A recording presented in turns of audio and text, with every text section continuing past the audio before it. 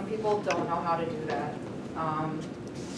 I guess the reason why I picked mine was because it's been a big topic within my house, because my sons go to school and they're mistaken for girls sometimes, or, you know, just not knowing who they are because of seeing all the other boys with short hair.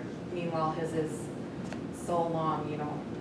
So I really got into having to show him how to braid his own hair, and not only just for how he looks and how he feels, but also to teach him that as we braid as Native Americans, it's not just a style, it's our medicine, and it's our way to Creator and our ancestors.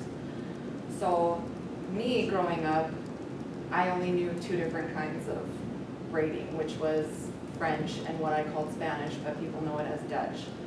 Later on in life, I knew different kinds of like cornrows and fishtail, but basically it's kind of the same thing. As you guys know, the Dutch is more under than over, so you just take 3 strands of hair, separate them, and you can start from anywhere, top, middle to bottom. You can start just a regular braid by pulling it back in ponytail and starting that way. But, you know, it just depends on the person. My son even likes it from the top down, going both. So how the demonstration is going to be the 3 strands, starting with Dutch. Going under, you're going to grab 1, and then you're going to go to the other side. I don't know how you guys do it, but this is how I taught myself. And then you go to the other side, but when you go to the other side, you're going to bring in another group, just the line, straight across, and then you're going to flip that under. So as you're flipping under, you're going to transfer from one hand to the other. And then you just keep that process going all the way down. Mine's messy right now, don't judge me. But yeah, so you see how it's kind of built up on the outside like that? That's the underneath from what I was taught. What style is that? I grew up calling it Spanish, but everybody corrected me and said it was Dutch, because I guess that's where it originated from, kind of like how they say the French. The French now is like the overhand, so it's basically the same thing. You can, as you work with your own kind of hair and stuff, some people hold the hair differently, whatever works for you. So you can go French braid, which is holding under instead of on top, and then you go over, and then you're crossing again as well. And then once you get to that strand right here, you just bring the other section over, put it in, and then you're switching to the other side. So that's the only 2 that have 3 other than cornrows. Cornrows, you know, it's going to be the Dutch, but it's going to be in a smaller row. You can do different kind of designs with that. But the one that I have troubles with is the fish one, which is only 2 strands of hair. And how you're going to do that is you're going to take the most outer part and bring it over to the other side. And I'm still working on it actually.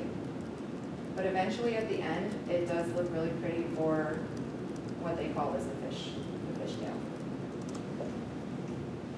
But the main reason why I got into the differences of braiding is just because different styles nowadays. There's actually a video I had seen recently about a lady that took the hair, I don't even know the name of it, but she took the hair and she made it where it was flat on this side, but just like one row of braid.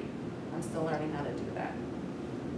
But yeah, was that 5 minutes? No, 4 more minutes? It's 4:05. Oh, okay. But yeah, so typical, as you can see, for like the male hair, they do just a straight back, slick back, and however many braids that they want. I do know that there is different meanings in different tribes for how many braids that you have on the back for your hair. I'm still learning that as well. But that's typically what I do for my son. For some days when he really wants to show off, he wants me to do his 2 braids from the top down, just because he's, like I said, he's getting to know his own self and expressing his way of being okay being a Native American boy with long hair. And with that, I think that he's wearing it with more pride, just because he's showing the other Native boys that it's okay to have that, instead of being judged for looking like a girl or anything like that. Even though we grew up in North Dakota, it's still a very common thing as to where boys get judged for wearing their hair long, because a lot of the students here still don't know the meaning of it. They don't know the meaning that it is our medicine and our way to our ancestors and everything. So, and that's another reason why I chose our children's stories, which is Bear's Break, which is actually from somebody from my tribe, from the MHA. She made a book for children to express to them how to be okay having a break, being a boy, growing up in our traditions and everything.